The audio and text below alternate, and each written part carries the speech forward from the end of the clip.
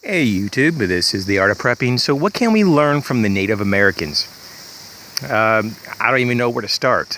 They have a long heritage of being self-reliant, living off the land, passing on knowledge, imparting respect to each other.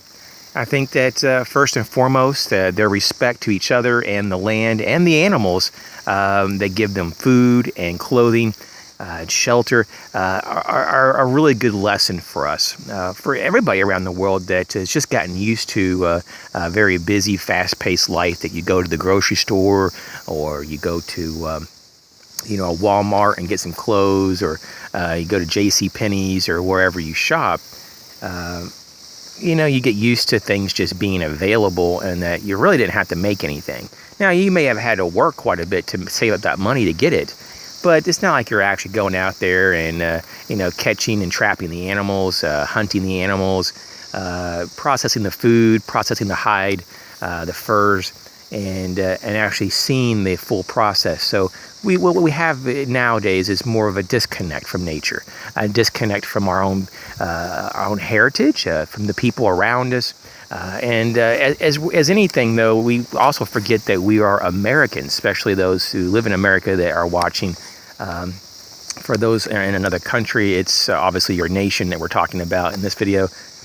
But whatever your country is that, and in this case, my fellow Americans are not, sometimes really not referred to that anymore. It's more like, well, I'm African American, or I'm Mexican American, or Hispanic American, or whatever.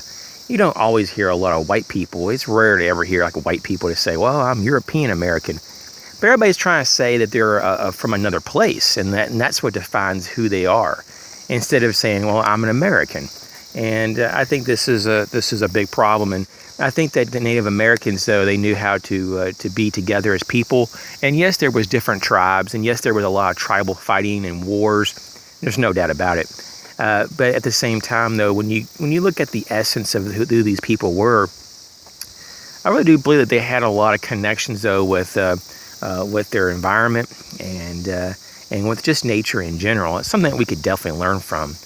Their self-sufficiency was very spectacular. They didn't live very high on the hog or nothing. They didn't have like all these extras, and they worked with very primitive tools, and they had a very simple way of looking at the world, and they're basically their ideologies of the Creator and of God, or the spiritualness between God and nature, and so they looked at a lot of symbolism like that. And a lot of that today is so mystical and, oh, it's folklore and a bunch of rubbish. But there's actually a lot of truth in there, because there's a lot of symbolism and a lot of inferences of us in our history that has been lost. I can't tell you about how many people I run into that don't even know much more of their own heritage or their ancestry beyond maybe their grandparents or great-grandparents. They just don't even know where they even came from or who they were. And so we're all guilty to some degree, most likely, of not really knowing our past and where we came from and who we are. And so I think it's our responsibility to dig a little bit and see where we're going, because if we don't know where we came from and who we are as people, we don't know what the heck we're doing right now in our lives. We're all lost, and that can't be very good for the future of a nation or any people in that matter. So I hope everybody finds out who they are and the history of their lineage, and so they know what they're passing on to future lineages. Be safe.